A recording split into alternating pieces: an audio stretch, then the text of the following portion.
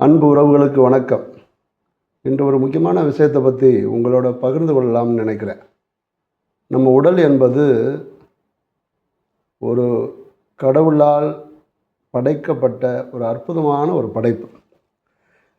இந்த உடலில் இயற்கையாகவே மருத்துவ குணங்கள் நிறையாவே இருக்கிறதா நம்ம எல்லாருக்குமே தெரியும். எடுத்துக்காட்டாக பார்த்தோம்னா, நம்ம ஒரு சில நேரங்களில் எதாவது நினச்சி அழுகிறோம். ஆனால் ஒரு நேரத்தில் கண்ணீர் நின்றோம். ஏன்னா நமக்குள் இருக்கக்கூடிய உணர்ச்சிகள் ஒரு சம அளவில் அழுத்தம் தரக்கூடிய உணர்ச்சி கம்மியாகி கொஞ்சம் அமைதி தரக்கூடிய உணர்ச்சி அதில் ஒரு சுரபி அதிகமாகிறதுனால அது ஒரு சம நிலையில் வரும்போது அழுகை தானாகவே நிற்கிறது. கோபப்படுகிறோம், கத்துகிறோம், ஒரு சில நேரத்தில் அடிக்கிறோம். 24 மணி நேரம் கோபப்பட முடியுமா? முடியாது. 24 மணி நேரம் ஒரு ஆளை போட்டு அடிச்சுக்கிட்டு இருக்க முடியுமா? முடியாது. இப்போ 2 மாடு முட்டிக்குச்சுன்னா கடைசி வரைக்கும் முட்டி கொம்பெல்லாம் உடஞ்சி ரத்தம் வழிகிற வரைக்கும் முட்டிக்கிட்டே இருக்கும். ஆனால் மனிதர்களாகி நாம் கோவப்பட்டாலும் கொஞ்ச நேரத்தில் நம்முடைய மனது இட் காம்ஸ் டவுன், கொஞ்ச நேரத்தில் அமைதி ஆகுது. இதயத்தின் துடிப்பு வேகம் குறைகிறது. இது அதுவாகவே ஒரு மருத்துவ குணமாகத்தான் இதை பார்க்கணும். அதே போல் இப்போ ஏதாவது திடீர்னு நம்ம கையில் காலில் ஏதாவது காயம் விட்டால் ரத்தம் வடியுதுன்னு வச்சுக்குவோம். எவ்வளோ நேரம் வடியும்? கடவுள் எப்படி படைச்சிருக்காரு பாருங்கள். ரொம்ப ரத்தம் போயிடக்கூடாதுங்கிறதுக்காண்டி பிளட் கிளாட் அப்படின்னு என்ன, ரத்தம் உறையும் தன்மையை படைச்சிருக்கிறார். அதனால் எல்லா எதிர்வினைக்கும் ஒரு மருத்துவ குணம் நம்முடைய உடம்புக்குள்ளே ஏற்கனவே இருக்குது. அதே போல் நம் மனதுக்கும் பல்வேறுபட்ட மருத்துவ குணங்கள் இல்லை மருந்துகள் இருக்கிறது, இயற்கையாகவே அது படைக்கப்பட்டிருக்கிறது என்று நம்ம பார்க்கலாம். இதைத்தான் ஒரு 4 வகையான சுரபிகள் சொல்லுவோம். நம்ம மூளையிலிருந்து சுரக்கக்கூடிய சுரபிகள் ஹார்மோன் அப்படின்ற ரசாயன மாற்றம், ரசாயனங்கள்னே சொல்லலாம். அதை கெமிக்கல் ரியாக்ஷன், அதை ஒரு 4 வகையாக சொல்லுவாங்க. பிரதானமான ஒரு ஹார்மோன்ஸ் அப்படின்னா என்டார்ஃபின், டோப்போமைன், செரட்டானின், ஆக்சிடோசின்னு சொல்லிட்டு 4 வகையான ஹார்மோன்ஸ் இருக்குது. இதெல்லாம் என்னுடைய ஸ்டூடெண்ட்ஸுக்கு இதை சொன்னால் அவங்க கொஞ்சம் கேட்பாங்க, அவங்களுக்கு பயனுள்ளதாக இருக்கும். இதை எப்படி நம்முடைய வாழ்க்கையில் எடுத்துக்கலாம் அப்படின்னு யோசித்தோம்னா இது ஒரு முக்கியமான ஒரு செய்தியாக கூட இருக்கும் என்று நம்ம நினைக்கிறேன். இப்போ ஒரு நாளைக்கு நான் கடந்த 3 வருஷமாக எங்கள் ஆனந்தா கல்லூரியில் ஹாஸ்டலில் டைரக்டராக இருக்கேன். இப்போ காலையில் எழுந்திரிக்கிறோம் வச்சுக்கோங்க, ஒரு 5:30 மணிக்கு எழுந்திரிக்கிறோம், இல்லை ஒரு 5:30 6 மணிக்கு எழுந்திரிக்கிறாங்க. பசங்க போய் உடனே குளிக்கிறாங்க, இல்லை ஒரு காலையில் ஒரு உடற்பயிற்சி செய்கிறாங்க, குளிக்கிறாங்க. குளித்து முடித்த உடனே பசிக்கும், காலைல சாப்பிட்றாங்க. சாப்பிட்ட உடனே கொஞ்சம் நேரம் மொபைல் பார்க்கலாம், அப்படியே வச்சுட்டு கல்லூரிக்கு போகிறாங்க, நண்பர்களை பார்க்குறாங்க, கை கொடுக்குறாங்க, சந்தோஷமாக பேசுகிறாங்க. ஒரு சில நேரத்தில் ரொம்ப சத்தம் போட்டு நண்பர்களோட அளவலாகிறாங்க. ரொம்ப அதெல்லாம் அப்படியே வகுப்புக்கு போகிறாங்க. ஒரு ஆள் சொல்கிறத கேட்குறதுக்கு கொஞ்சம் நேரம் உட்காந்துருக்காங்க. அப்புறம் கொஞ்சம் நேரம் இடைவெளி வரும், அப்படியே படிக்கிறாங்க. அப்படியே சாயந்தரம் உடற்பயிற்சிக்காக விளையாடுறாங்க. தேவையான உணவுகள் அப்பப்போ சாப்பிட்டுக்கிறாங்க. அதோடு சாயந்தரம் கொஞ்சம் நேரம் படிச்சுட்டு இரவு சாப்பிட்டுட்டு இப்படி தூங்கும். இது பல்வேறுபட்ட ஒரு கலவைகள் இருக்குது, ஒரு கலவை இருக்குது. இதைத்தான் இதுதான் ஒரு ரொட்டீன் லைஃப். இப்போ எப்படி இப்போ ரெயின்போ வானவில்லில் 7 கலர் இருக்கோ, அதே போல் இப்படிப்பட்ட ஒரு கலவை நம்ம ஒரு ரொட்டீன் ஒரு நாள் முழுவதும் நமக்கு இருந்துச்சுன்னா நிச்சயம் அது ஒரு நல்ல வாழ்க்கையாக அமையும். இதில் எதுவும் கூட குறைச்சிருந்துடக்கூடாது. இப்போ இப்படி இருக்கக்கூடிய மாணவர்கள் ஒரு வேலை நினச்சி பாருங்கள். 5:30 மணிக்கு எந்திரிக்கணும், 6 மணிக்கு எந்திரிக்கலை, 7 மணிக்கு எந்திரிக்கலை, 8 மணி வரைக்கும் ஒரு சில நேரத்தை தூங்குவான்.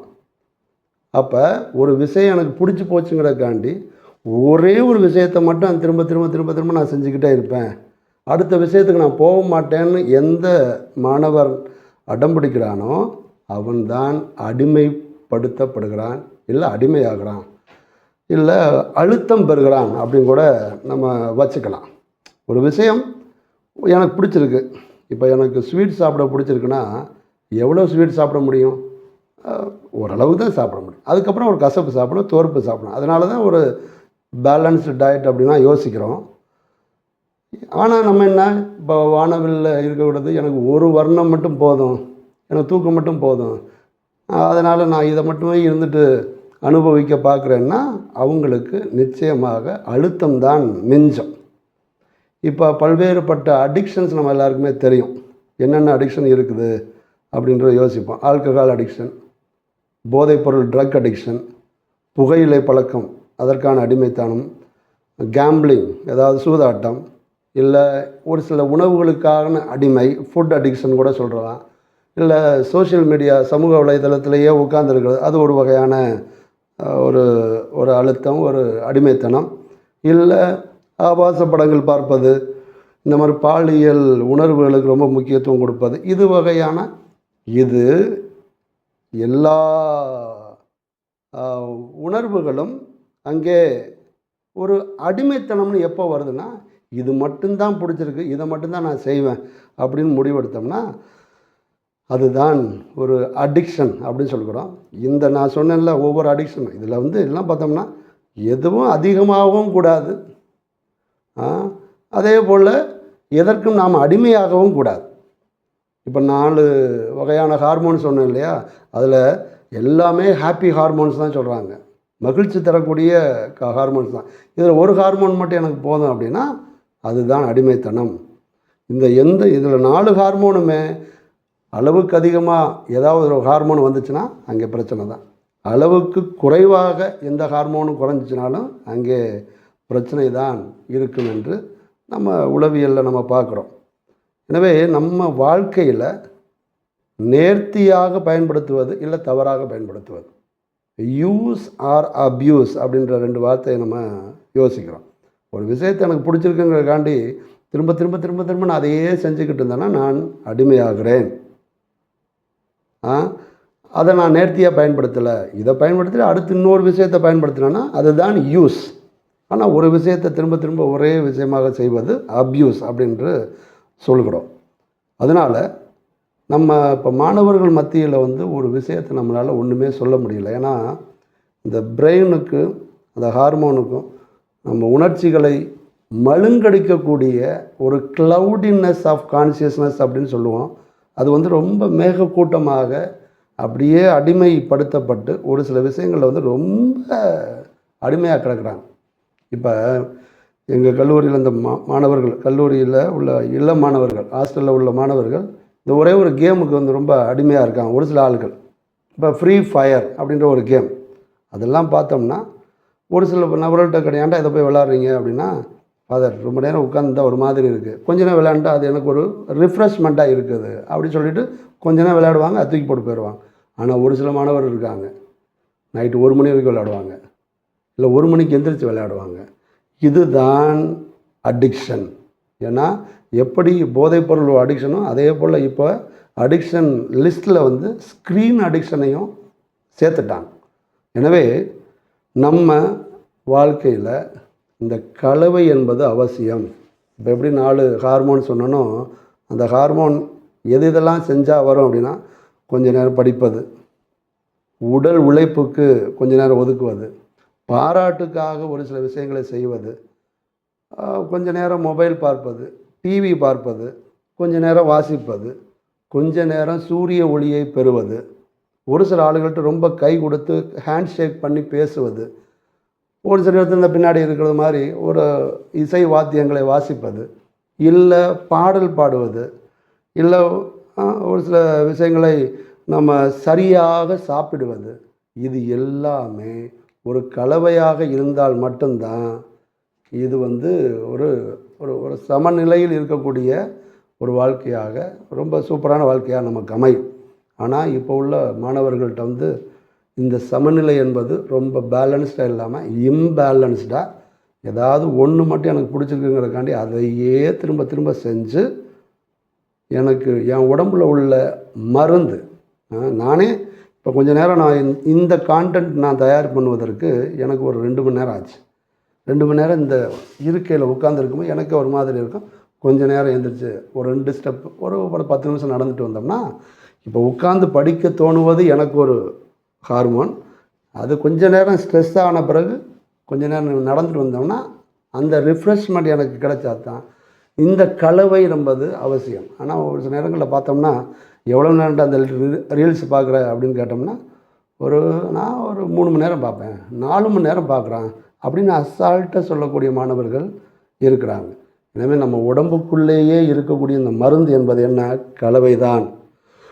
ஒரு சில விஷயங்கள் ரொம்ப டயர்டாகிடுச்சா, அழுத்தமாக இருக்கா, அடுத்த விஷயத்துக்கு நாம் கவனத்தை செலுத்தினோம் என்றால் நிச்சயமாக நம்முடைய வாழ்க்கையில் எந்த மருந்து மாத்திரையும் நமக்கு தேவைப்படாது. அதனால தான் சொல்கிறாங்க, நம்முடைய மூளை என்பது விவசாய நிலம் போல்.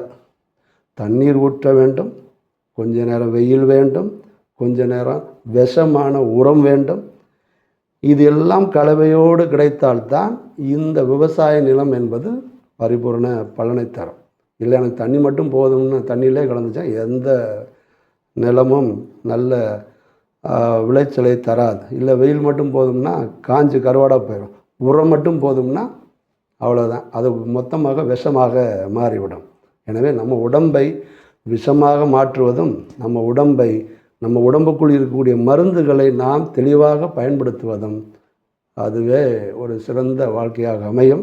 அதனால் நம்ம ஒரு சின்ன ஒரு நிகழ்வை சொல்லி முடிக்கலான்னு பார்க்குறேன். ஒரு விவசாயி அவன் வீட்டில் கிணறு இருந்திருக்கு. அந்த தண்ணி கொஞ்சம் கலங்களாக இருந்தாலும் நல்ல சுவையாக இருக்கும். இந்த கலங்களாக இருக்குங்கிறக்காண்டி வெளியில் தண்ணி வாங்க ஆரம்பித்தான். அப்படியே தண்ணி வெளியிலேயே வாங்கி உள்ளுக்குள் இருக்கக்கூடிய தண்ணீரினுடைய சுவை அவனுக்கு மறந்தே போச்சு. அந்த கிணறு ஒரு காலத்தில் தூந்தே போச்சு. அப்படி போல் நமக்கு உடம்புக்குள் இருக்கக்கூடிய இந்த கலவை மருந்துகளை நாம் பயன்படுத்தாவிட்டால் வெளியிலிருந்து மருந்துக்கு நாம் அடிமையாகுவது நிச்சயமாக ஒரு நாள் நடக்கத்தான் போகும். எனவே நம்முடைய உடம்புக்குள் இருக்கக்கூடிய இயற்கையாகவே இருக்கக்கூடிய மருந்துகளை, மருத்துவ குணங்களை நாம் சரியாக பயன்படுத்துவோம், சமநிலையில் வாழ்வோம். நம்ம எல்லாருக்கும் மகிழ்ச்சியான வாழ்க்கை உண்டு. இவ்வளவு நேரம் என்னுடைய காணொளியை பார்த்ததுக்கு மிக்க நன்றி.